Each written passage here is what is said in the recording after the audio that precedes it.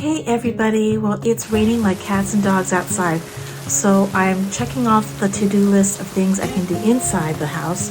Now when I moved in, everything was painted contractor white, including these contractor pantry doors, and I wanted to kind of give them a little bit more texture, a little bit more of a molding relief look without spending a lot of money, as per usual.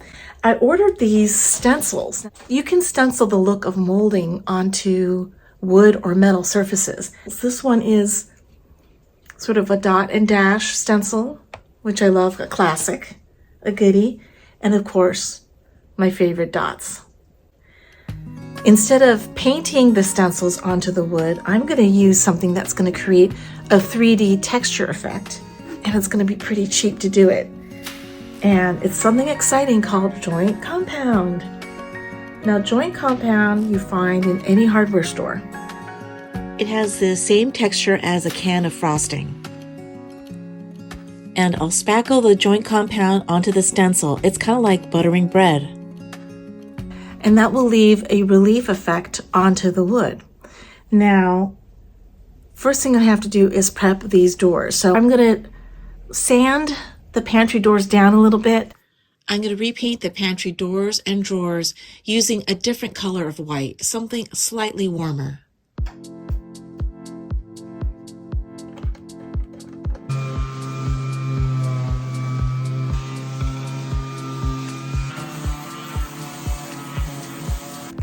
And just so you never feel alone in your projects, I wanted to lightly sand these pantry doors, but of course they were painted incorrectly, probably latex onto an oil paint, something very old, and naturally it started to peel. So this is causing more work for me, but that's the way things go, especially in old space. Okay, so we're going to sand it one more time, and then I'm going to prime it with a really good primer. Then I can start doing my stenciling. I didn't want you to have to watch paint actually dry, so these cupboards were already primed, and they're painted one of my favorite whites, Sherwin-Williams Alabaster White. It just is a very soft white that doesn't feel like it's too cool and too hospital-like. Okay, the paint is dry, and now I'm going to try using my stencil. And I had this stencil that I ordered a few weeks ago for another project that I didn't end up using, and I thought that it would look nice trimming out around the frame of the doors, the drawer, and the cupboards down below. Okay, so I'm going to take my stencil. I am going to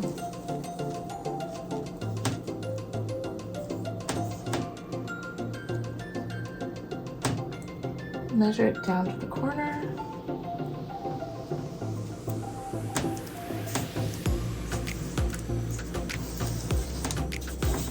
I loaded up my joint compound just on a paper plate so that I can use my scraper, or I think these are called burnishers, or I found this at the craft store and I use it to install my wallpaper. You can use any kind of a spackle knife, but I find that I can control it a little bit better using this.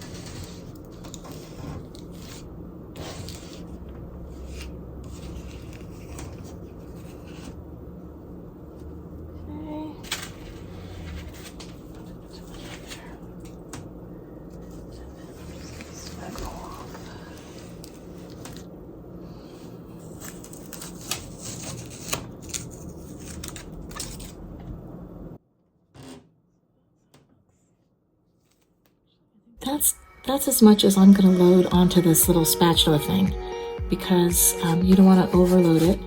You can always come back for more. Okay, so here's my stencil. And what I've been doing is I just go up and down, and then I do one smooth thing across. So I'm just going to go up and down.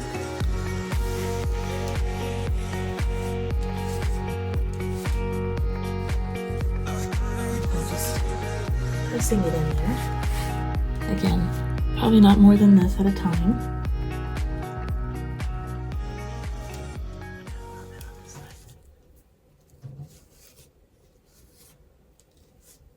Okay, and I'm just making sure that there's enough covering everything, and then I'm just gonna wipe so that I have a clean surface here. And then I'm just gonna go across. Oops.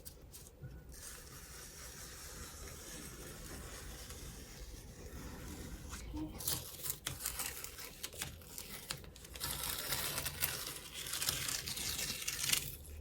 Now I'm going to start stenciling the drawers, and the good thing about using the joint compound is that it dries really quickly, it doesn't have any smell or odor, and it dries rock hard.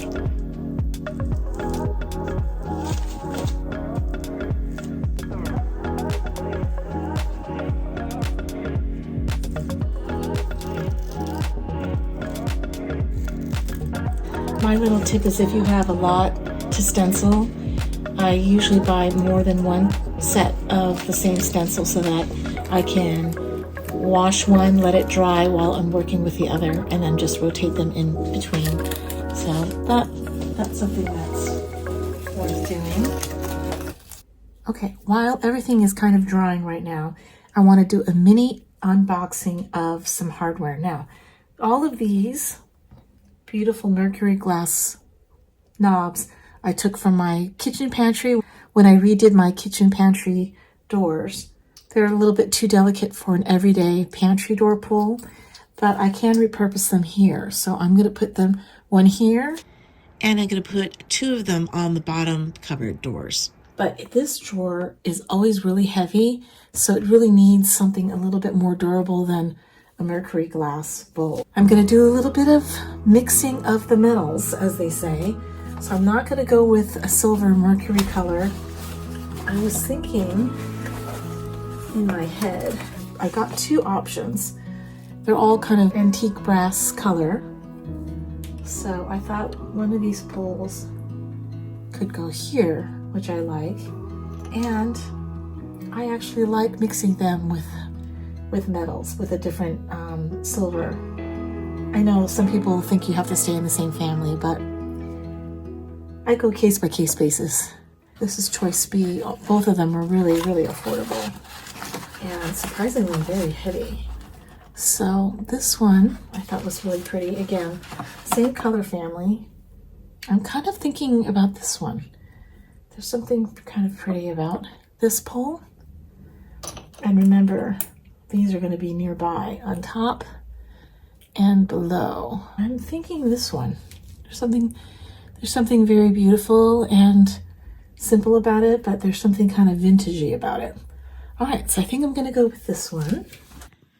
Okay, it's time to reveal my newly stenciled raised joint compound full molding on dining room pantry doors and drawers. Here it is. I hope you like it. It's subtle, it's fun, it adds a little bit of character to a rather generic space. I completely forgot about my handmade cork tassels. I've been making them for years. They're so fun. Let me know if you want me to demo how to make these so you can add them to your house. I think they add a nice touch to this pantry. It is absolutely one of my greatest joys to share some of these projects with you. Thank you so much for visiting Nutshell Living. I'll see you next time for more small space tips and tricks. Bye.